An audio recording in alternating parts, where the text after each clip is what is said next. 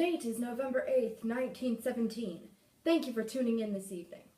Tonight, we bring you news from Eastern Europe. With our boys still overseas fighting against the Germans, some Bolshevik workers in Russia have revolted against the Tsar. They have ousted the royal family and put in its place a communist government. But what does this mean for America? We take you to the heart of this revolution for more on this story.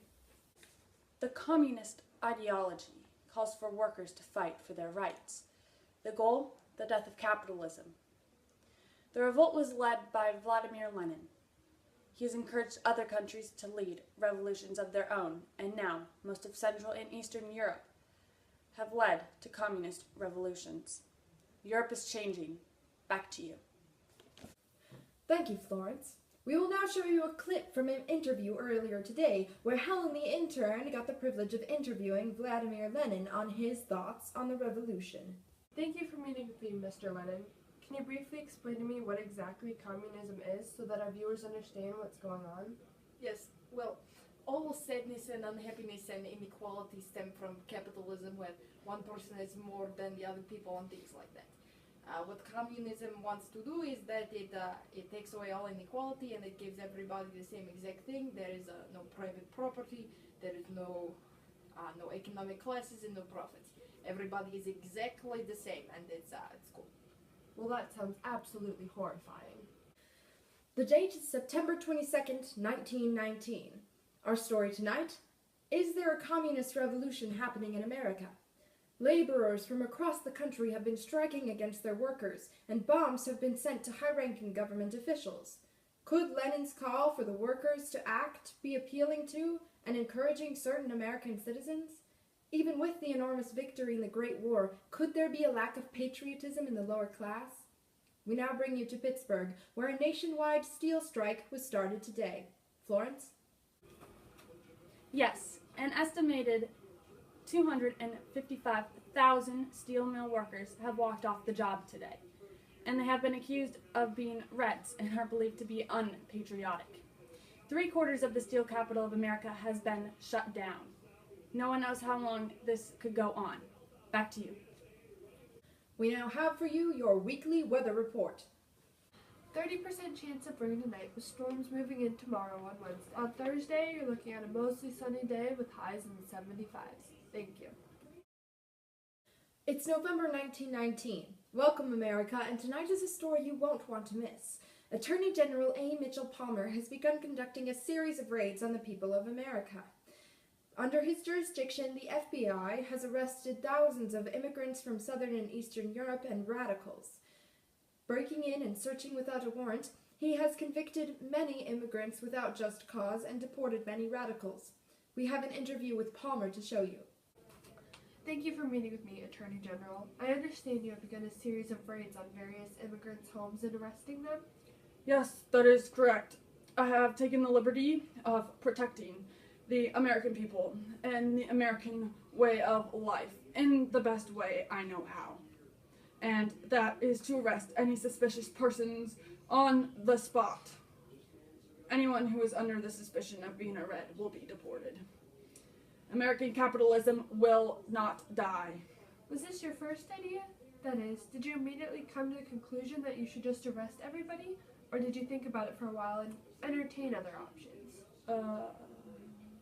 No. This is the first idea. It's foolproof.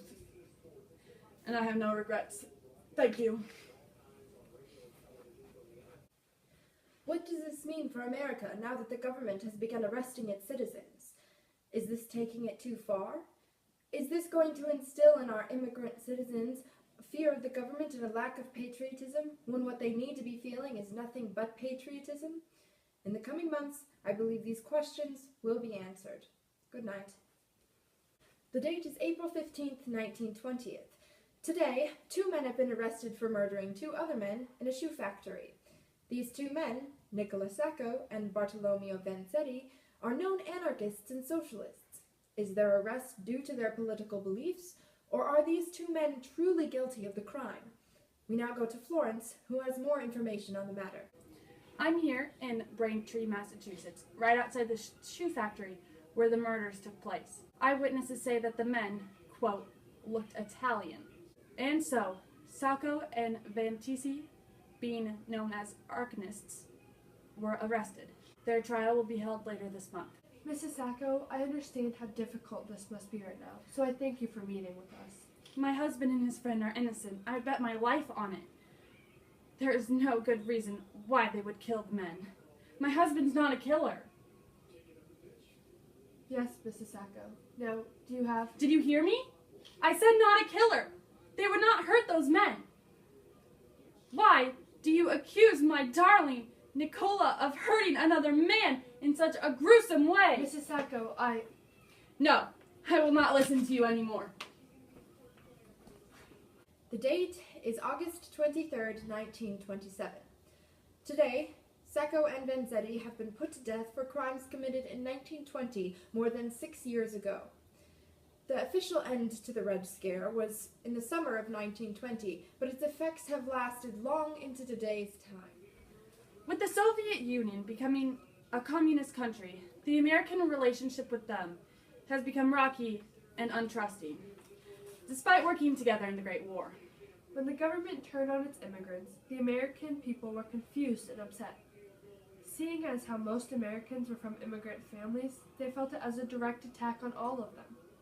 The American Civil Liberties Union was formed, and it helped some people fight for the rights of accused innocent immigrants in court. Because of the great fear the government has had on communist immigrants, the Emergency Quota Act of 1921 and the National Origins Act of 1924 were created to put quotas on the number of immigrants from a certain country there could be in 1 year. America, the land full of opportunity with open arms and open gates, has shut its gates and closed its arms to many immigrants in need. Knowing all these facts, America could have handled this beginning of communism a little better. Arresting innocent people because they were from a certain area or agreed with some political beliefs was wrong. We have freedom of speech, freedom of religion, and freedom of the press in our government as guaranteed rights. And by arresting people based on race and beliefs, the government infringed on those rights. Hopefully, a threat to our society like the Red Scare will not happen again. Good night.